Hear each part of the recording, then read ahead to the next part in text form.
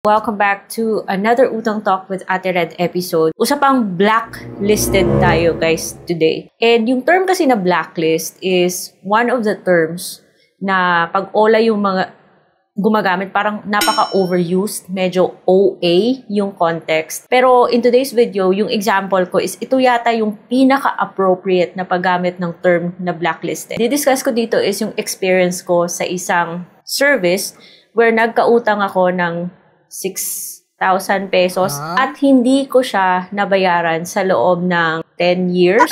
Yung consequence nito, ano ginawa ko, bakit ko siya binayaran. So, kung gusto nyo matuto guys, then keep watching.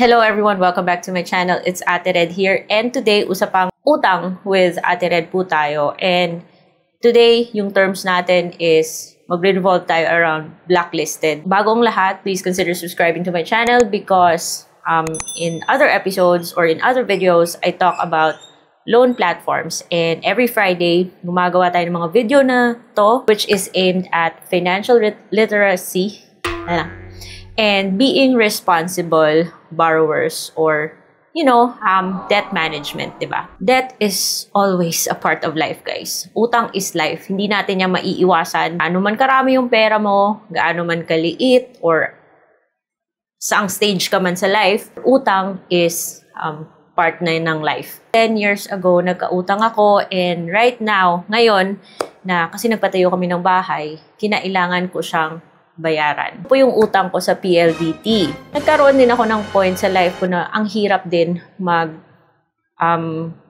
mag-keep up sa mga gastusin. And bilang someone working from home, grabe yung pag-rely sa internet connection. Kasi yun nga, work from home kami. Ako tapos yung asawa ko, nag-struggle din kami sa pag-meet ng aming mga financial or monthly obligations. Naputulan kami ng PLDT after 3 months. Kasi dati, umaabot pa siya ng 3 months, so pwede pa yan. At hindi ko na nabayaran.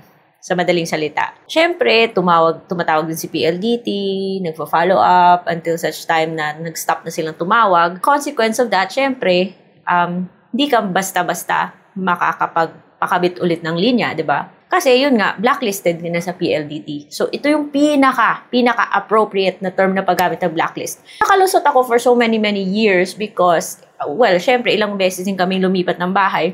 Nakalusot ako for many years because nilipatan namin, yung may-ari kasi sabi na may internet connection, so kami na lang, bayaran na namin every month. Lumipat kami again, pangalan na ng kapatid ko yung ginamit namin for our DSL. Now, dumating na rin sa point na gusto nyo na rin gamitin yung line, total pangalan nyo naman yun, bakit naman ako magsasabing hindi? The reason kung bakit gusto ko na nasa pangalan ko na yung linya because over the years na nagre-review tayo ng mga loan apps dito sa channel, pinag-uusapan natin yung mga pag-apply ng mga loans sa credit card, sa home loan, yung mga sa bangko. Napaka-importante pong may proof of billing at mas maganda na yung proof of billing ay nasa pangalan mo. And also, pag nag-apply ka ng credit card, may mga credit card companies or banks na mas pogi points talaga kung may landline. Kinabahan ako guys, nag-approach ako ng PLDT, sales agent, at doon nga nalaman. Akala ko kasi more than 10 years na makakalusot kasi na-collections na yon. Pero alam ko naman yan na one way or another, it's going to bite me in the... Ito yung sabi ni PLDT.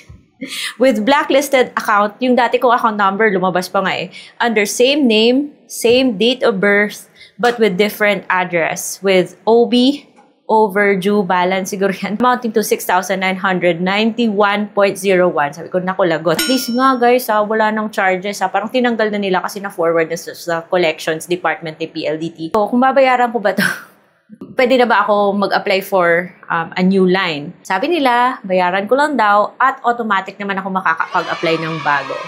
So, that's it guys. Binayaran ko siya. At same day, nag-apply ako ng bagong line, na-approve, at i-install na doon sa bago kong address yung internet connection ko. So, yung moral lesson dito is that makalusot ka man sa dati mong utang, babalikan ka pa rin yan. Ito yung pinakatamang context or ito yung isang scenario na kung saan pinaka-appropriate yung paggamit ng blacklisted. Now, yung maganda naman sa mga companies like telecommunications and legit na mga loan or lending companies is that wala ka talagang matatanggap na harassment. At yun yung ma-appreciate mo sa kanila. But sooner or later, babalik talaga sa'yo yung consequence ng mga to.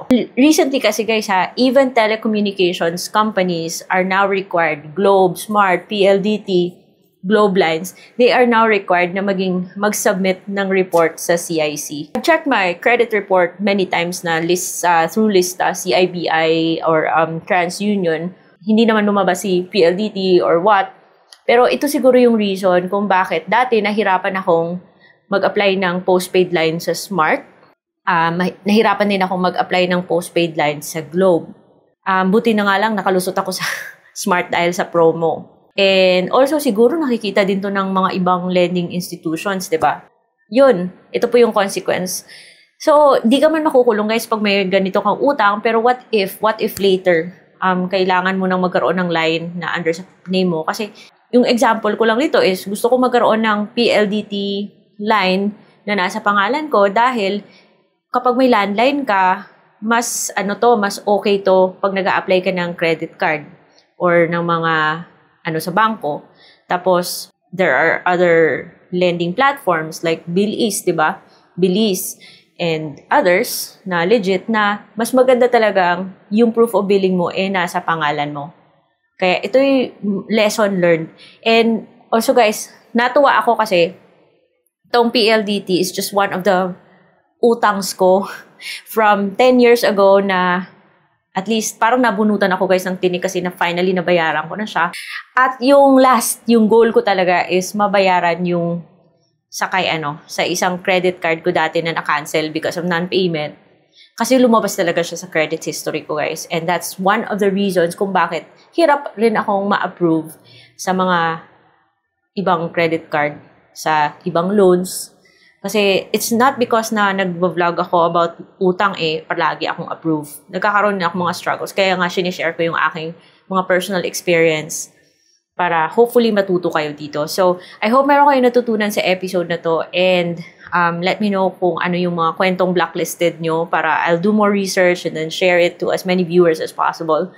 And I appreciate you guys being here. And yun yung consequence of not paying your...